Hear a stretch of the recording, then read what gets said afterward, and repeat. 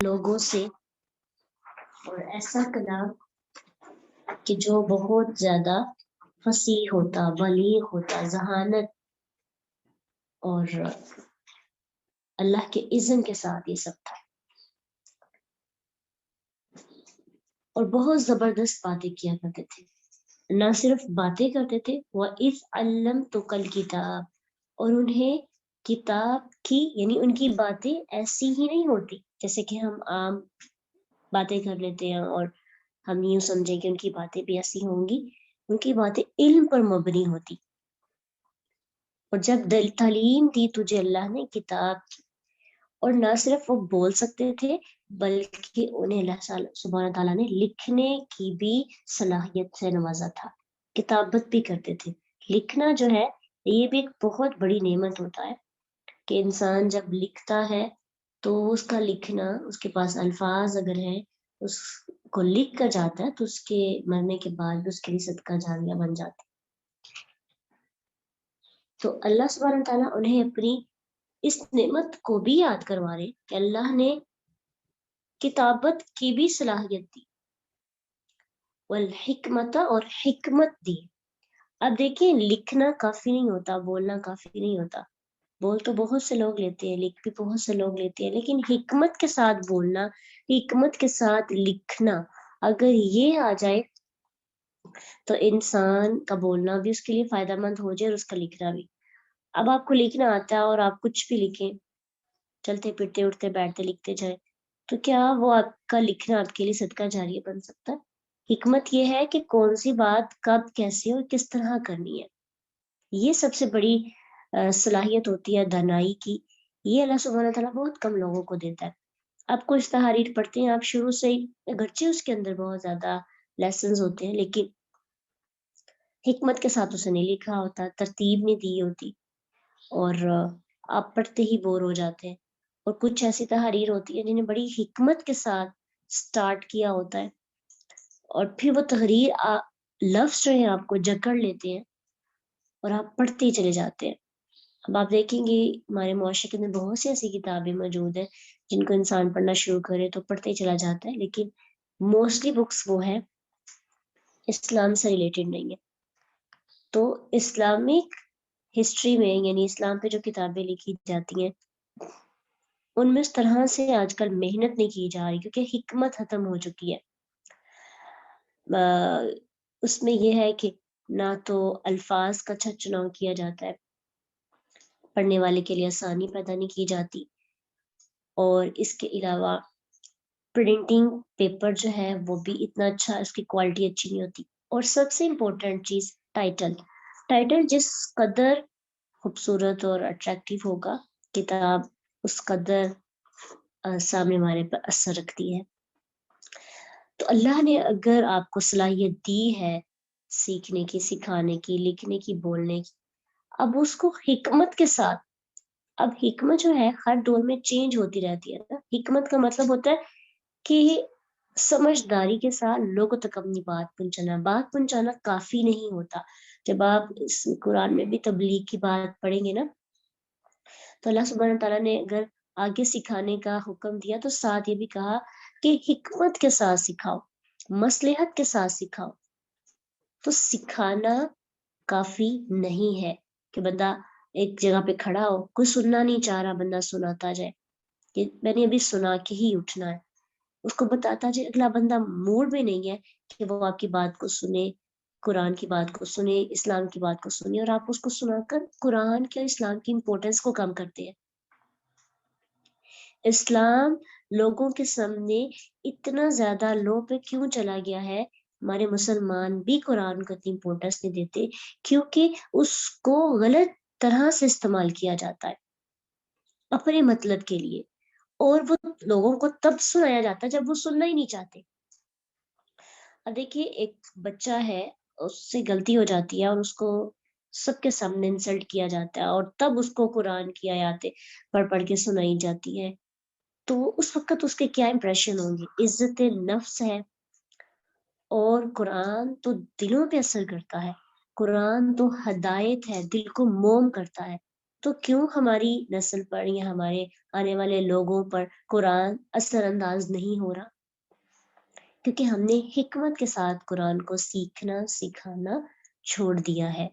ہم صرف اس کو دینا چاہتے ہیں کہ اب یوں سمجھیں کہ بس ہمیں پتہ ہے اور ہم امر بالمعروف کا کام کرتے جائیں وداؤٹ اینی پلاننگ.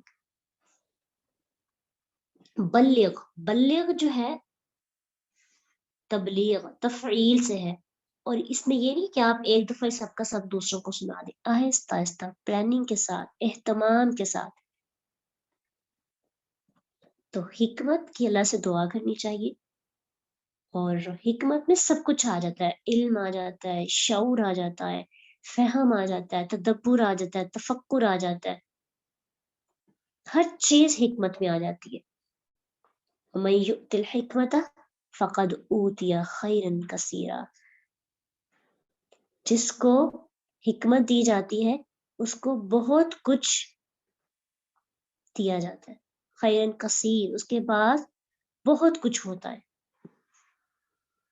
ٹھیک ہے، تو اس لیے اگر اللہ نے علم دیا تو حکمت سے بھی حکمت کے لیے بھی اللہ سے دعا کرنی چاہیے، کیونکہ اگر علم حکمت کے بغیر ہو تو وہ اس قدر فائدہ سامنے نہیں لاتا جس قدر حکمت والا علم فائدہ لاتا ہے. والتوراۃ والانجیل، اور تورات اور انجیل کی بھی تعلیم دی. وَإِذْ، اور جب، تخلق، تو بناتا تھا، کیا بناتا تھا؟ من الطین، مٹی سے، الطیری، پرندے کی شکل،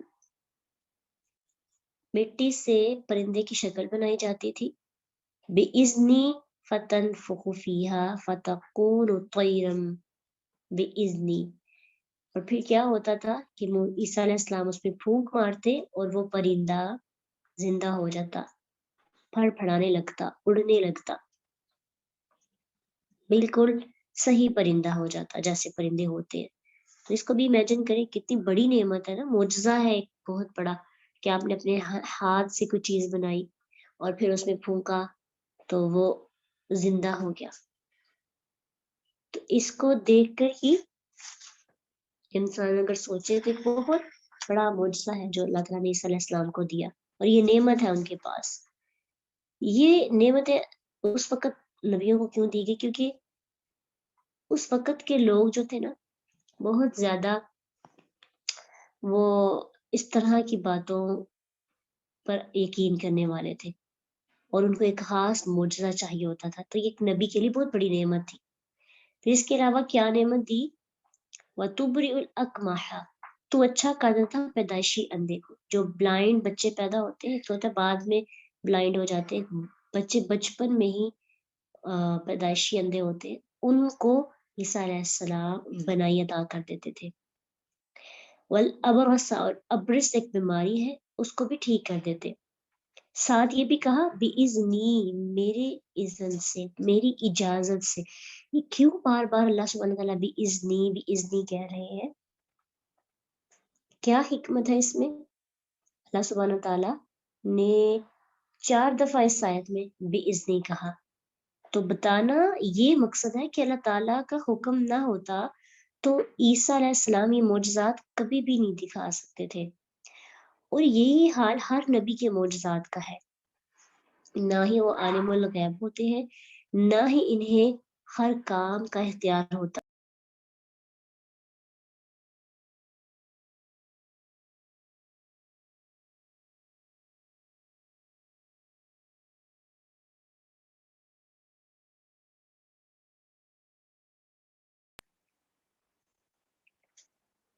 جو کچھ اللہ تعالیٰ کی طرف سے بتایا جائے یا جس کام کا اختیار دیا جائے صرف وہی ان کے علم اور اختیار میں ہوتا ہے.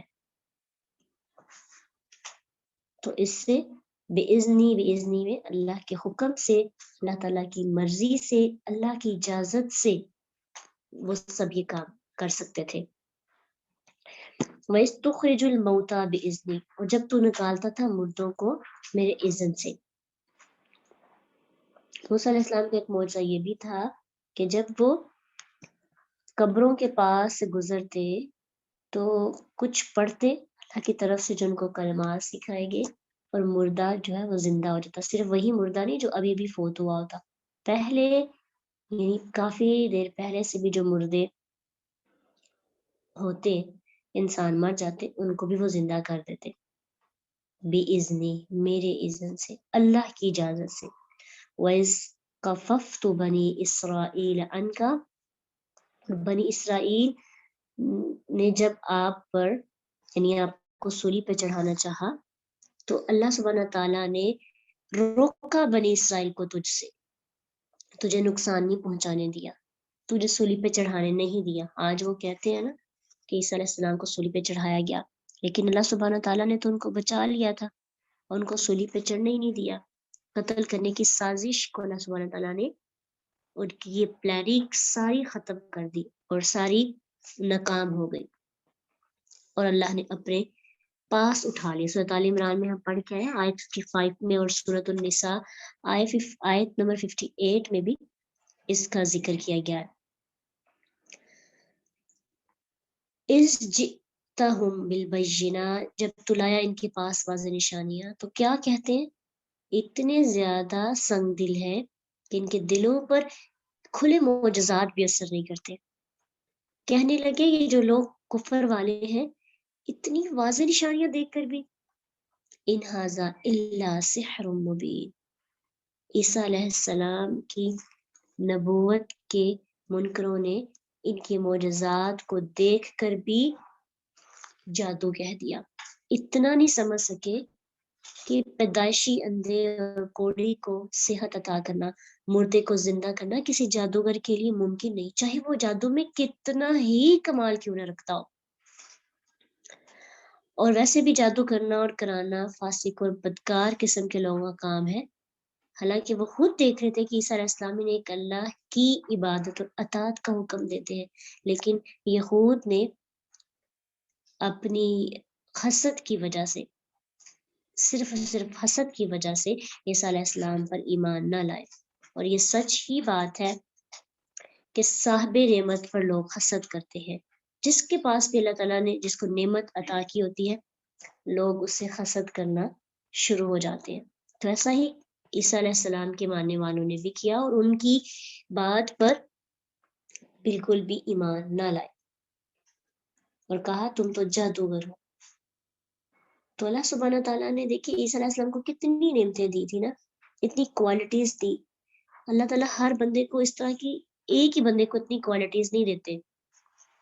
یعنی بہت کم ہوتا ہے کہ ایک ہی انسان کے اندر اتنی زیادہ صلاحیتیں ہوں کہ ایک انسان اچھا ڈاکٹر بھی ہو تو وہ اچھا کارپینٹر بھی ہو. اور اسی طرح ضروری نہیں ہے کہ جس کے پاس بہت زیادہ علم ہو اس کو باقی چھوٹے موٹے کام کرنے بھی آتے ہو. جس کے پاس لکھنا بہت اچھا ہو، بہت کم ہوتا ہے اس کے پاس بولنے کی صلاحیت بھی اچھی ہو. تو اللہ سبحانہ تعالیٰ نے عیسیٰ علیہ السلام کو، ایک انسان کو اتنے معجزات دیے. کیا ایک انسان کے اندر اتنے معجزات کا ہونا کسی معجزے سے یعنی یہ جادو ہو سکتا ہے؟ لیکن ان کے دل پتھر ہو چکے تھے، پتھروں سے بھی سخت.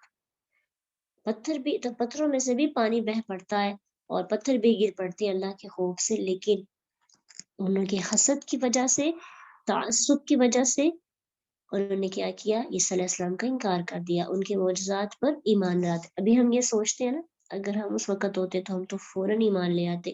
لیکن آج اگر ہمیں دین کی بات کوئی بتائی جائے، سکھائی جائے، تو ہم بہت حجت بازی کرتے ہیں، ہیلے بہانے کرتے ہیں اور مانتے نہیں ہیں، اور آگے سے دلائل پیش کرتے ہیں کہ ایسے ہو تو ایسے ہے.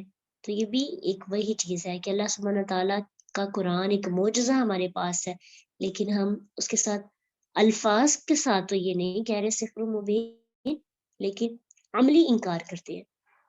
جان کر بھی اپنے لیے کوئی ایسا پوائنٹ اندر سے نکالتے ہیں کہ ہمیں لگے کہ ہمیں یہ تھوڑی سی کنسیشن دے دی گئی ہے، اور جہن کر بھی ہٹ درمی کے ساتھ یعنی یہ کہتے ہوئے کہ ہم سے عمل نہیں ہوتا، ہم اس قابل نہیں ہے.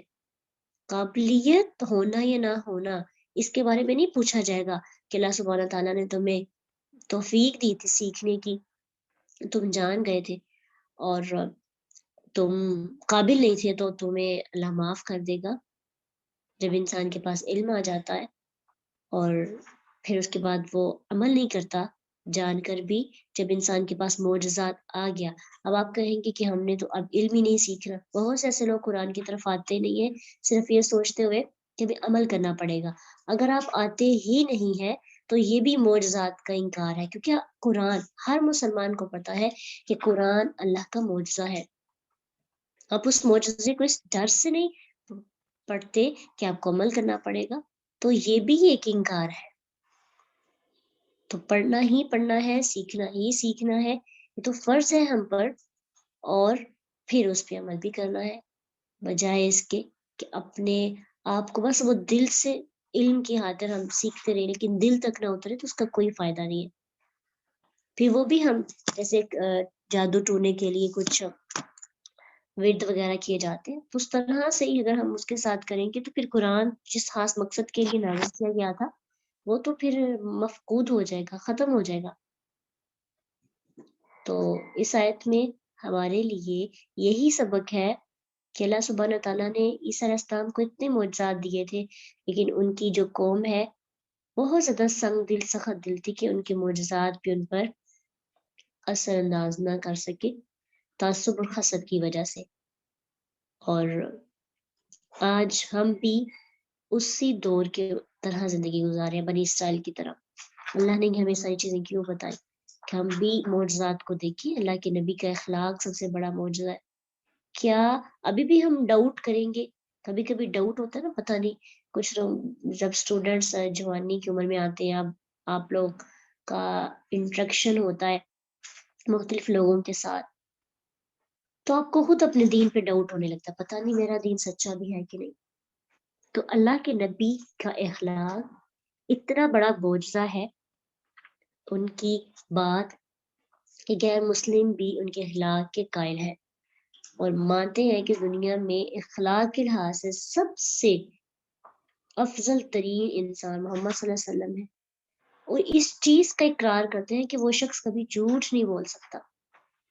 गैर मुस्लिम्स आप बुक्स पढ़ लें, निकाल के उनकी रिसर्च पेपर देखें, कि गैर मुस्लिम जो हैं, नॉन मुस्लिम, वो मोहम्मद सल्लल्लाहु अलैहि वसल्लम की ईमानत और दियानत और उनकी सच्चाई की तस्दीक करते हैं।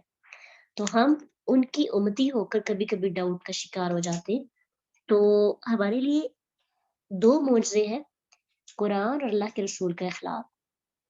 अगर हम जब भी कभी डाउट हो, तो इन दोनों मोजज़ों को सीखना, पढ़ना शुरू कर दें। सीरत तैयबा, अल्लाह के रसूल का इख़लाक़ जानने के लिए, और साथ कुरान का मुताला करें, तो आपको हर किस्म के आपके डाउट ख़त्म हो जाएँगे। ये मोजज़ा है अल्लाह के रसूल का।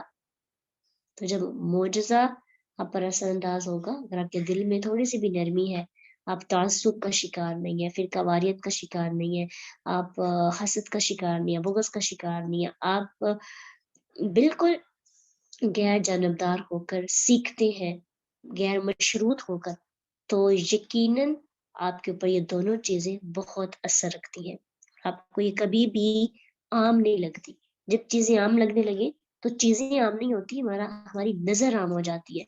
जब देखने का अंदाज़ ख़ास हो ना, तो चीज़ें भी ख़ास लगती हैं। अल्लाह सुब्हानहू व तआला हमें वाज़ेह निशानियाँ देकर उस पर अमल करने की तौफ़ीक अता करे। वआखिरु दावाना अनिल रब्बिल आलमीन। सुब्हानक व बिहम्दिका ला इलाहा नस्तगफिरुका व नतूबु इलैक। जज़ाकल्लाहु खैरन। अस्सलामु अलैकुम व रहमतुल्लाहि व बरकातुहू।